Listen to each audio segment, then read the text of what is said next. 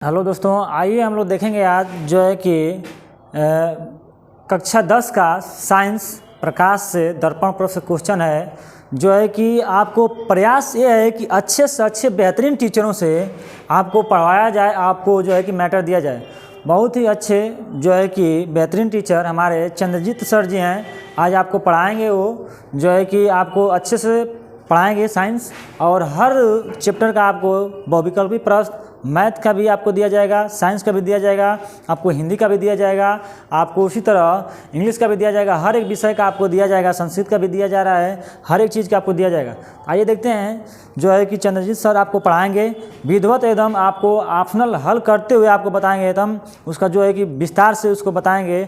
आपको किसी तरह से हमको अच्छे से अच्छे नंबर, आप अच्छे से अच्छे नंबर से आपको पास कराना है। ठीक, आप मेहनत करिए, प्रयास करिए कि आपको हम लोग क्या करें, 85+90 की परसेंटेज में आपको हम लोग क्या करें, घुसेड़ दें। चलिए, आज के वीडियो में हम बात करने वाले हैं प्रकाश चैप्टर से। ठीक है, प्रकाश में 2 चैप्टर यानी प्रकाश के परावर्तन और अपवर्तन, दोनों में हम बहुविकल्पीय प्रश्न का आज बात करेंगे। और दिन प्रतिदिन यानी कि डेली हम आएंगे शाम को ही लाइव, और लघु उत्तरी, अति लघु उत्तरी और विस्तृत प्रश्न में हम न्यूमेरिकल का भी सॉल्यूशन कराएंगे। ठीक है, तो आज हम बहुविकल्पीय प्रश्न को ही देखेंगे केवल। तो पहले क्वेश्चन की तरफ हम बढ़ते हैं। किसी गोलीय दर्पण तथा किसी पतले गोलीय लेंस दोनों की फोकस दूरियां प्रत्येक -15 सेमी है। ठीक है, ध्यान दीजिएगा, ये -15 सेमी बोल रहा है। दर्पण तथा लेंस संभवतः है, बोल रहा है कि कौन सा दर्पण होगा और कौन सा लेंस होगा। तो हम बताना चाहेंगे कि ये जो माइनस में दिया है, तो पहले दर्पण की हम बात करें तो दर्पण की फोकस दूरी हमेशा ऋणात्मक होती है। अवतल की दर्पण की फोकस दूरी, ठीक है, यहाँ पे केवल अवतल दर्पण हम बात कर रहे हैं। ठीक है, अवतल, तो इसका हमेशा क्या होता है, ऋणात्मक होता है। तो यहाँ से क्लियर हो गया कि जो गोलीय दर्पण है -15 है, तो माइनस दिया है, तो यहाँ से क्या हो गया, अवतल दर्पण हो गया। और देखिए लेंस की हम बात करें, लेंस में, तो लेंस में अवतल जो लेंस होता है, अवतल लेंस, इसका हमेशा फोकस दूरी क्या होती है, धनात्मक होती है। ठीक है, क्या होती है, धनात्मक। तो यहाँ से हमारा क्लियर ये हो रहा है कि माइनस जो दिया है, इसलिए जो दर्पण होगी हमारा अवतल होगा, और लेंस की बात करें तो अवतल लेंस होगा। ठीक है, इसलिए कि अवतल लेंस में इसका क्या होता है, फोकस दूरी हमेशा धनात्मक होता है। तो हमारा ऑप्शन दिया है दोनों अवतल, ठीक है, और दोनों उत्तल, दर्पण अवतल तथा लेंस उत्तल। ठीक है, तो क्या होगा, दोनों अवतल होगा हमारा, ये ऑप्शन सही होगा। नेक्स्ट क्वेश्चन को देखते हैं। बोला है किसी दर्पण से आप चाहे कितनी ही दूर पर खड़े हो, आपका प्रतिबिंब सदैव सीधा प्रतीत होता है। समतल दर्पण क्या है, संभवतः जो दर्पण बनेगा कौन सा दर्पण होगा। इसमें देखिए जो दर्पण बनेगा हमेशा, देखिए समतल दर्पण का ये होता है कि वो हमेशा क्या बनाता है, सीधा बनाता है। जो भी प्रतिबिंब बनाएगा सीधा बनाएगा, और जितना बड़ा वस्तु रहेगा उतना ही बड़ा प्रतिबिंब बनाता है। और क्या बनाता है, आभासी बनाता है, सीधा बनाता है। तो यहाँ पे सीधा है तो अवतल हो जाएगा।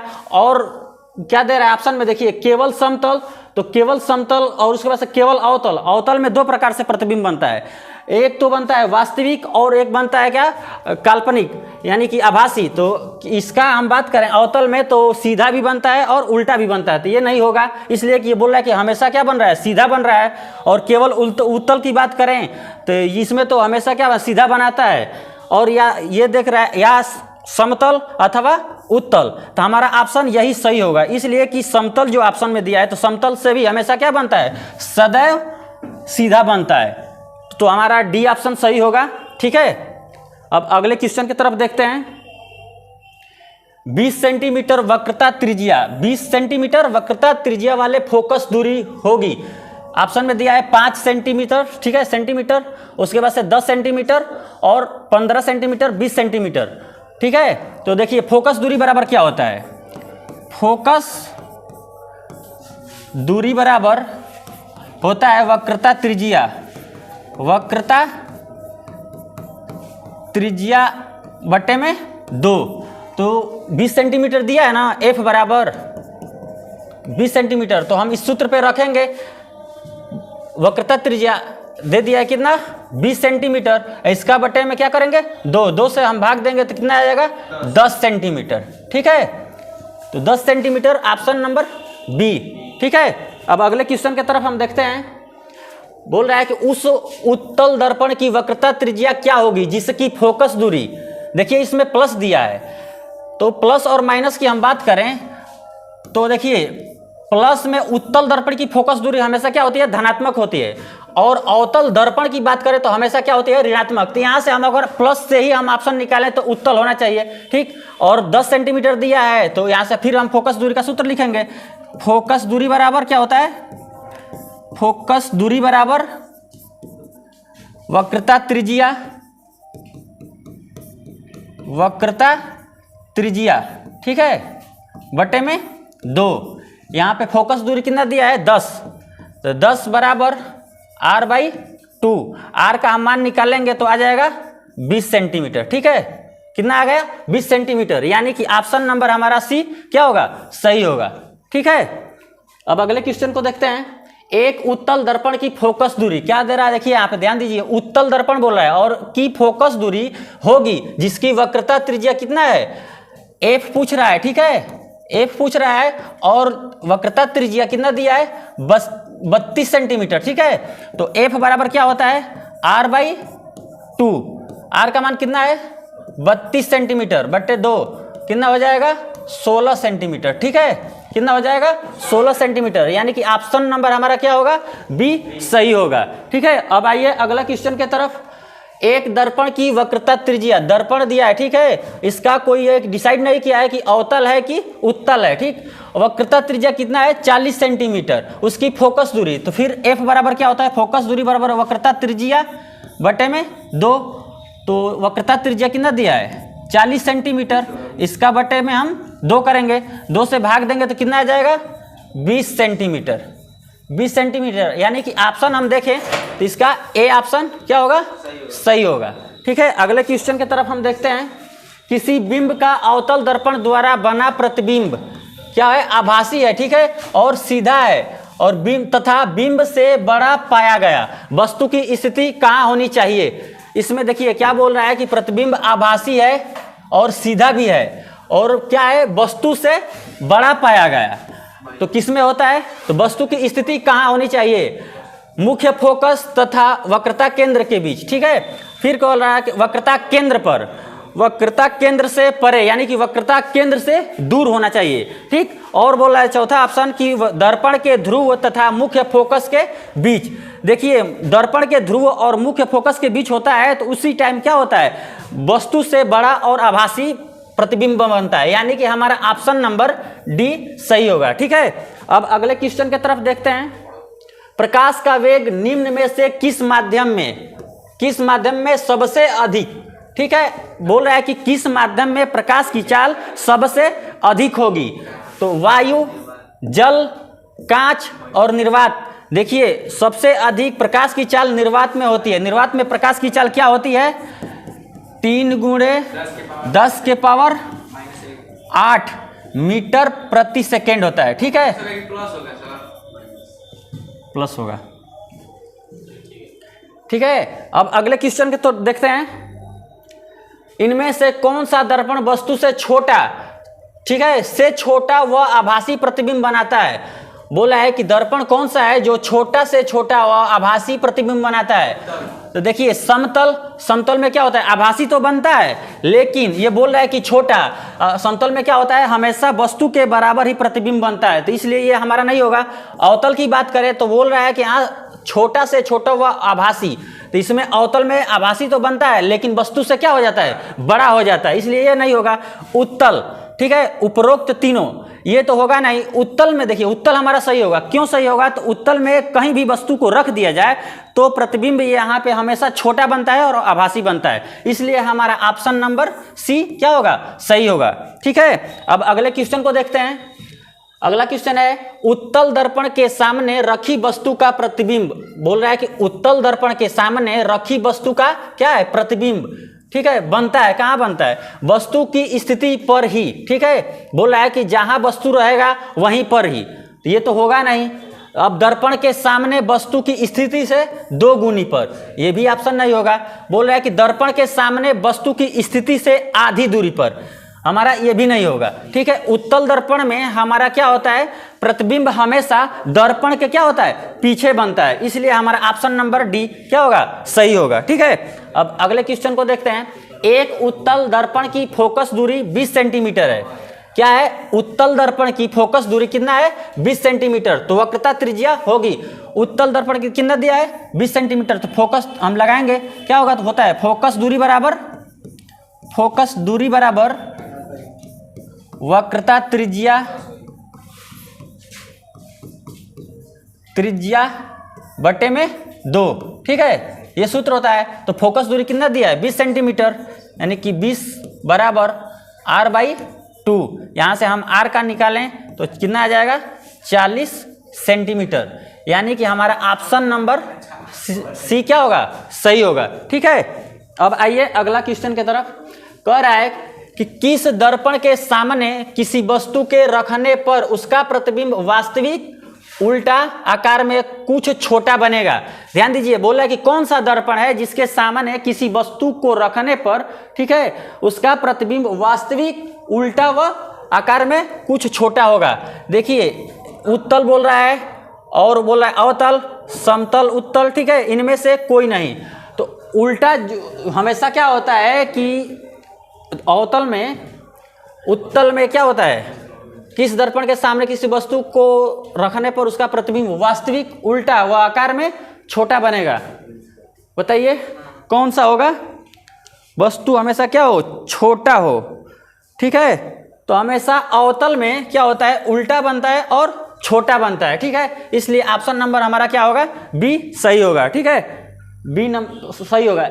उस दर्पण की फोकस दूरी कितना है, एक उत्तल दर्पण की फोकस दूरी कितना है, 12 सेंटीमीटर है। तो दर्पण की त्रिज्या होगी, तो एफ बराबर हमारा क्या होता है, r/2। तो फोकस दूरी कितना दिया है, 12।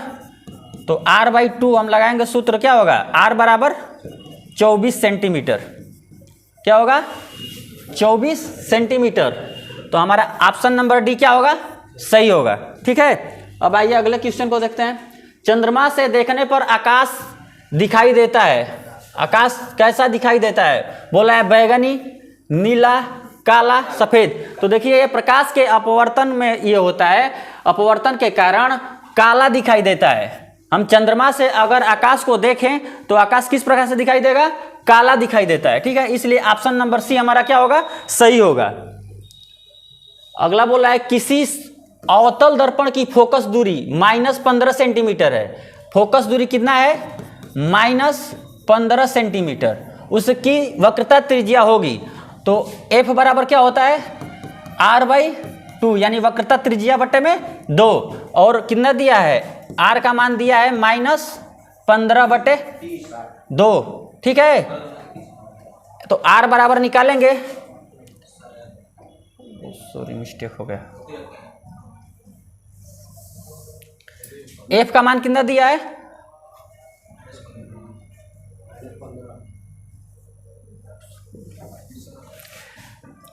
देखिए एफ का मान दिया है कितना, -15 सेंटीमीटर। एफ बराबर होता है r/2, तो एफ का मान रखेंगे -15 बराबर r/2, यानी कि r बराबर हम निकालें तो -30, यानी कि ये तो माइनस में नहीं होना चाहिए। r बराबर क्या आएगा हमारा, 30 सेंटीमीटर। ठीक है, किसी भी चीज़ को हम दूरी मापते हैं तो माइनस में नहीं नापते हैं, इसलिए क्या होगा, +30 सेंटीमीटर।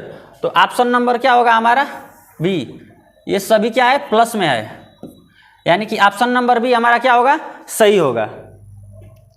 समतल दर्पण की फोकस दूरी, समतल दर्पण की फोकस दूरी बोल रहा है कि होती है 0, अनंत, 25 सेंटीमीटर, -25 सेंटीमीटर। देखिए, समतल दर्पण की फोकस दूरी क्या होती है, अनंत होती है। ठीक है, समतल दर्पण की फोकस दूरी अनंत होती है, इसलिए ऑप्शन नंबर बी सही होगा। अब अगला क्वेश्चन बोला है कि फोकस दूरी व वक्रता त्रिज्या के बीच संबंध होता है। ठीक है, फोकस दूरी और वक्रता त्रिज्या, फोकस दूरी बराबर होता है हमारा वक्रता त्रिज्या बट्टे में 2। ठीक है, यानी कि हम इसको F बराबर प्रदर्शित करें और इसको R/2, तो क्या इसमें ऑप्शन मिल रहा है? देखिए F बराबर R, ये तो होगा नहीं, F बराबर R होता नहीं, और F बराबर मान लीजिए यहाँ पे 2 दिया है, ये भी नहीं होगा। 2F बराबर R, अगर हम इसको निकालें, यहाँ से गुणा कर दे मल्टीप्लाई, तो 2F बराबर हमारा क्या हो जाएगा? R, यानी कि ऑप्शन नंबर हमारा क्या मिल रहा है? C, और F बराबर हम निकालेंगे तो R/2, ये है ही, ठीक है, यानी कि इसलिए हमारा क्या होगा? ऑप्शन नंबर C सही होगा। ठीक है, आइए अगले क्वेश्चन के, तो अगले क्वेश्चन को हम देखते हैं। एक अवतल दर्पण, ठीक है, क्या बोला है? अवतल दर्पण की वक्रता त्रिज्या 15 सेंटीमीटर है, इसकी फोकस दूरी होगी, ठीक है, तो फिर वही सूत्र लगाएंगे,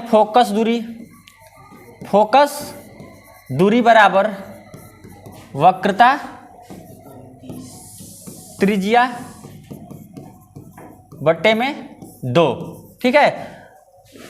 F का मान निकालना है, तो 15 वक्रता त्रिज्या दिया है और 2, यानी से F बराबर निकालें तो 7.5 सेंटीमीटर हो जाएगा, यानी कि ऑप्शन नंबर हमारा अवतल है, तो ये होगा सही, ठीक है। माइनस में अवतल दर्पण की क्या होती है? अवतल दर्पण की हमेशा फोकस दूरी क्या होती है? ऋणात्मक होती है, इसलिए हमारा ऑप्शन नंबर बी सही होगा, ठीक है। आइए अगले क्वेश्चन को देखते हैं। बोला है कि समतल दर्पण के सामने एक वस्तु दर्पण से 10 सेंटीमीटर की दूरी पर रखी गई है, ठीक है, दर्पण से प्रतिबिंब की दूरी होगी। ध्यान दीजिए, ये बोल रहा है कौन सा दर्पण? समतल दर्पण। तो समतल दर्पण में क्या होता है कि वस्तु जितना दर्पण से अधिक दूरी पर रहती है उतना ही पीछे हटकर क्या बनता है? प्रतिबिंब बनता है। तो दर्पण से कितना सेंटीमीटर दूरी पे है? 10 सेंटीमीटर। तो दर्पण से 10 सेंटीमीटर पीछे ही क्या होगा? प्रतिबिंब होगा, और वस्तु के बराबर, यानी कि 10 सेंटीमीटर हमारा क्या होगा? आंसर होगा। 10 सेंटीमीटर की दूरी पे हमारा क्या होगा? प्रतिबिंब बनेगा, इसलिए ऑप्शन नंबर बी सही होगा, ठीक है। अब नेक्स्ट क्वेश्चन है आपका, उत्तल दर्पण से प्रतिबिंब सदैव, ठीक है, क्या बोल रहा है? उत्तल दर्पण से प्रतिबिंब हमेशा क्या बनता है? पूछ रहा है कहाँ बनता है, ठीक है। बोल रहा है कि वक्रता केंद्र तथा फोकस के बीच, ठीक है, वक्रता केंद्र व अनंतता के बीच, ध्रुव व फोकस के बीच, ये ऑप्शन डी बोल रहा है कि कहीं भी बन सकता है। नहीं, क्या होता है कि ध्रुव और फोकस के बीच हमेशा प्रतिबिंब बनता है, इसलिए ऑप्शन नंबर सी सही होगा। उत्तल दर्पण में हमेशा प्रतिबिंब ध्रुव और फोकस के बीच बनता है, इसलिए ऑप्शन सी नंबर हमारा क्या होगा? सही होगा। जब श्वेत प्रकाश एक प्रिज्म पर आपतित होती है, क्या बोल रहा है कि जब श्वेत प्रकाश एक प्रिज्म पर आपतित होता है तो किस रंग का विचलन अधिकतम होता है, ठीक है, किस रंग का विचलन अधिकतम होता है? बोल रहा है कि लाल का, हरा का, पीला का, बैगनी का। तो हमारा ऑप्शन नंबर डी ही सही होगा, बैगनी का अधिक विचलन होता है, ठीक है, और सबसे कम लाल का होता है, इसलिए हमारा क्या होगा? बैगनी सही होगा, ठीक है, ऑप्शन नंबर डी। अब अगले क्वेश्चन को देखते हैं। बोला है कि श्वेत प्रकाश के 7 रंगों में किसकी आवृत्ति अधिक होती है? देखिए, लाल का, बैगनी का, हरा रंग का, पीला का। तो हमारा आवृत्ति हमारा क्या होता है? किसका? बैगनी का सबसे अधिक होता है, ठीक है, और तरंग दैर्ध्य सबसे कम होता है। बैगनी का आवृत्ति सबसे अधिक होता है और तरंग दैर्ध्य सबसे कम होता है, ठीक है। अब हम अगले क्वेश्चन को देखेंगे। अगला क्वेश्चन बोला है कि वायु में प्रकाश की चाल 3 × 10⁸ मीटर प्रति सेकेंड है, ठीक है, मीटर प्रति सेकेंड है, जबकि एक पदार्थ में इसकी चाल 1.5 × 10⁸ मीटर प्रति सेकेंड हो जाती है, ठीक है। तो पदार्थ का अपवर्तनांक बताइए। देखिए, पदार्थ का अपवर्तनांक बराबर क्या होता है? पदार्थ का अपवर्तनांक बराबर प्रकाश की चाल, ठीक है, प्रकाश की चाल बटे में वस्तु में, जो जिस वस्तु में ये चल रही है, ठीक है, ये बोल रहा है कि पदार्थ में, यानी कि पदार्थ में प्रकाश की चाल,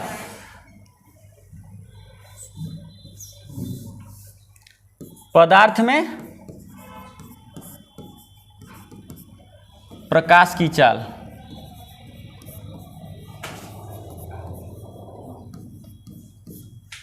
तो हमारा प्रकाश की चाल क्या होती है? वायु में प्रकाश की चाल 3 × 10⁸ 8 बटे में क्या है, पदार्थ में किस चाल से चल रही है, इसकी चाल 1.5 गुणे 10 के पावर 8, यानी कि 1.5 गुणे 10 के पावर 8।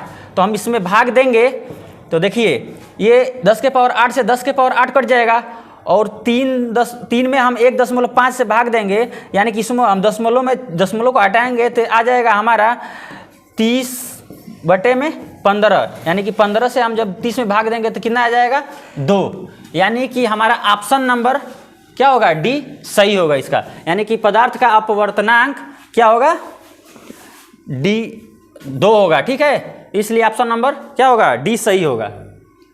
अब 24 नंबर है, आकाश का रंग नीला दिखाई देता है। ठीक है, अब बोला है ऑप्शन में दिया है कि प्रकाश के परावर्तन के कारण, इसका तो कोई रीजन है नहीं।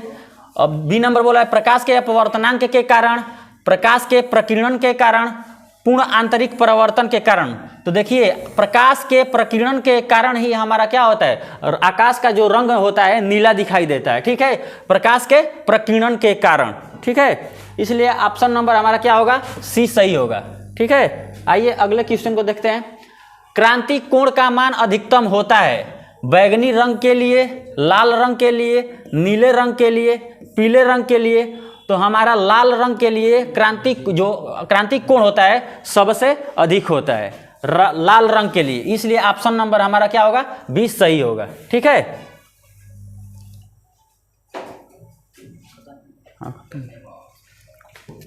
25 नंबर लाल रंग के लिए। देखिए जो है कि प्रकाश चैप्टर से सर जी ने बताया बहुत बढ़िया से, चाणक्य एकेडमी के जो है कि यूट्यूब चैनल पे। और आपको ऐसे ही सर जी आपको फिजिक्स से भी और मैथ से भी प्रयास रहेगा कि हम लोग देंगे, ठीक ना। आपको बेहतरीन से बेहतरीन देने का प्रयास किया जाएगा। आप चैनल को जो है कि सब्सक्राइब करिए और जो है कि उसको और शेयर करिए। आपको बेहतरीन से बेहतरीन पेपर बहुत कम समय बचा है और मात्र आज से 15 दिन पेपर है। आपको डेली बाय डेली लगातार प्रैक्टिस दिया जाएगा, एकदम प्रैक्टिस धुआंधार, एकदम जम के धुआंधार प्रैक्टिस करिए। आपको प्रैक्टिस ही साथ देगा, आपको प्रैक्टिस ही फाइट कराएगा अच्छे नंबर से आपको, और कुछ चारा नहीं। आप सिलेबस टॉपिक पढ़ना छोड़ दीजिए, टॉपिक से कोई मतलब नहीं है। चलिए देखते हैं 25 क्वेश्चन आज सर जी दिए, फिर आपको कल 25 क्वेश्चन बेहतरीन दिया जाएगा सोल्यूशन के साथ, एकदम उसका क्वेश्चन का सोल्यूशन भी कराएंगे सर जी उसके साथ आपको, और ऑप्शनल जो भी है आपको दिया जाएगा। और वो मार्कशीट भरने के लिए अभी आपको एक वीडियो जाएगी कि वो मार्कशीट कैसे भरना है। इस बार थोड़ा सा आयोग ने कुछ नया चेंजिंग किया है, उसके बारे में बताएंगे आपको कि वो मार्कशीट कैसे भरना है, क्या करेंगे तो हमारी कॉपी जचेगी वो मार्कशीट वाली, क्या गलती कर देंगे तो हमारा नंबर कट जाएगा, नहीं कॉपी जचेगी। इसके बारे में भी आपको हम बताने का प्रयास करेंगे। अभी आपको एक 2-4 मिनट का वीडियो बन के जाएगा। चलते हैं। ओके, धन्यवाद, थैंक्स।